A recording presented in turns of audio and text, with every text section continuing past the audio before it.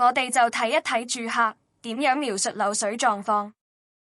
麻煩講一講個漏水狀況，喺度離晒位啦，咁應該。我哋掹咗出嚟。係。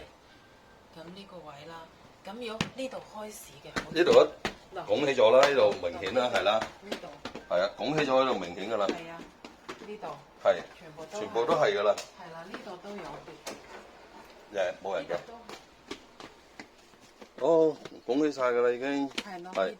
好，除咗個地板拱起，仲有冇發現啲乜嘢係比較異常啲嘅？呢拱起咗之後，呢道門就因為佢拱起咗，佢高咗，你閂唔到㗎啦，會刮到啦，係啦。OK。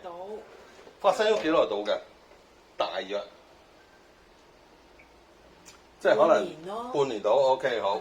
咁除咗呢個廁所，仲有邊個廁所啊？冇，得一個廁所咋？唔係有另外。唔緊要，你俾我。呢度都係。呢度就呢排咯。好，你可以俾埋另一個廁所嘅位置我先，因為同啲水管有關，都會可能係得。我睇到，係另一個廁所喺邊？係咪兩個廁所嘅就應該？仲有另外一個。唔緊要，你先俾我睇咗，我睇下。呢度。呢個其中一個啦。係啦。呢度冇嘢。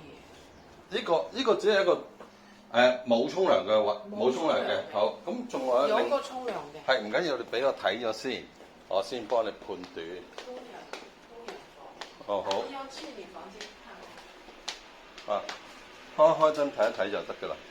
呢度。得，好。呢個位。得，我講呢個位置。咁 OK，三個廁所，兩個係可以沖涼嘅，有兩個。好，咁就冇馬桶。好得，明白。咁就發生咗大約半年到啦。係啊。咁最先就唔係點樣嚴重，少少嘢嘅啫。跟住而家近排就比較多。係啊。OK， 好得。其實好多時單位漏水都唔止一個漏水源頭，好多師傅揾咗一個漏水位置就以為解決，所以好多時做完工程都仲有漏水。今次嘅客戶好感謝聲師傅解決多年嘅漏水問題。漏水其實一個好繁複嘅問題，如果胡亂去做工程睇唔到會解決到問題，所以如果要解決到漏水問題，首先應該揾漏水專業人士用唔同嘅儀器確定好漏水問題先至定點做工程，如果唔係只會浪費時間及金錢。